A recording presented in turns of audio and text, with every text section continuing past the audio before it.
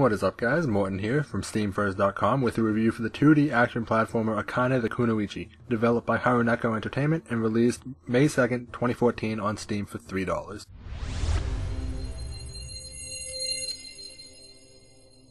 For those wondering, the title means Akane the female ninja, which tells us that the main character is Akane and that she is a ninja. So with that in mind, what exactly is this game about?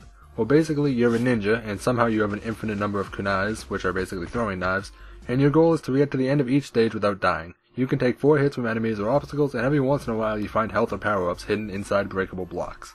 All in all, the gameplay is actually pretty fun. There's only 15 levels, and 5 of those are boss levels, but it's a pretty good amount. The stages are varied, and they're relatively short.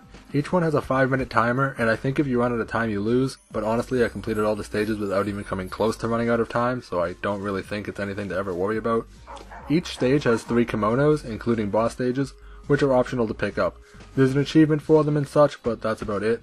They do add an increased difficulty though, something the earlier stages need and the later stages really don't. There are 4 types of enemies in the game: a dog that runs fast, a green guy that walks at you, an orange guy that throws knives at you, and a guy that throws his hat at you. All the enemies die in 3 hits, and that's it for the entire game excluding bosses. So the way that the difficulty curves is basically just more and more enemies appear at a time, so by the end you'll end up with like 8 people throwing knives at you all at once, and you need to avoid it while also finding time to hit them and not jumping into spikes or into endless pits. It goes from fun to kind of annoying when they keep throwing more and more enemies at you. If they had just added more types of enemies, or made more difficult enemies, it would have been a lot more fun than just having the entire screen filled with people. And as I mentioned, you can only get hit 4 times before you die and restart the level. Getting hit gives you a few seconds of invulnerability, so you can run away if you need to, but if you run without killing the enemies, you'll probably just get hit again anyway. Sometimes you can find power-ups that refill a lost heart, but they're pretty rare, so most of the time you only have the 4 hearts you start the level with. So if you need to go through a level, and if you're collecting all the kimonos, which are usually pretty far apart, it can be pretty challenging to not get hit 4 times, at least in the later levels. Overall though, the gameplay is enjoyable.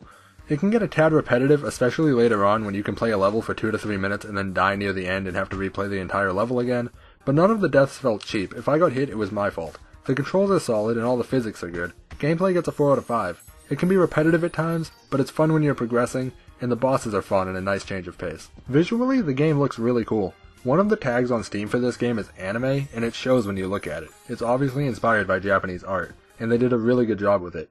It's still an indie game, so it's certainly not amazingly high quality or super realistic, but it looks good.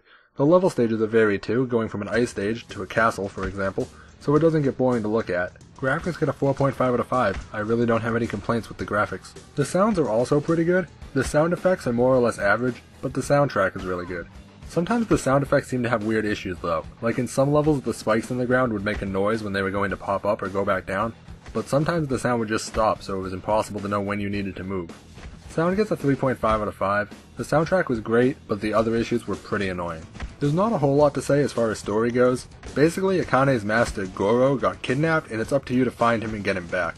Apparently Akane is stronger than her master though, because she can pretty easily defeat everyone that gets in her way, including the person that actually kidnapped Goro to begin with. The story never really gets mentioned outside of an opening cutscene and ending cutscene though. The story gets a 2.5 out of 5. It's actually there and has some purpose, which is good I guess, but they hardly mention it at all in game, and there's literally no character development or anything like that. As for replayability, the only reason to revisit any of the stages would be either for achievements or to collect all the kimonos if you skip them the first time through. There's no scoreboard or point system or anything like that. Replayability gets a 2 out of 5. There's achievements in the kimonos, which is more than a lot of games have, but that's about it. They could have easily had some type of system that kept track of time so you could compete with your own times, or even an online scoreboard, but for some reason they didn't add that. Overall, Akane the Kunoichi is a fun, although sometimes repetitive, 2D platformer. There's a lot to like and not a whole lot to complain about. Everything works well and the level design is varied enough to keep things interesting throughout the game. Akane the Kunoichi gets a 4 out of 5. There really aren't very many flaws other than potentially the length. You can probably beat the game in a little over an hour if you aren't trying to collect all the kimonos, and probably 2 to 3 hours if you are. But it's also only $3, and it's really hard not to recommend this game for that price.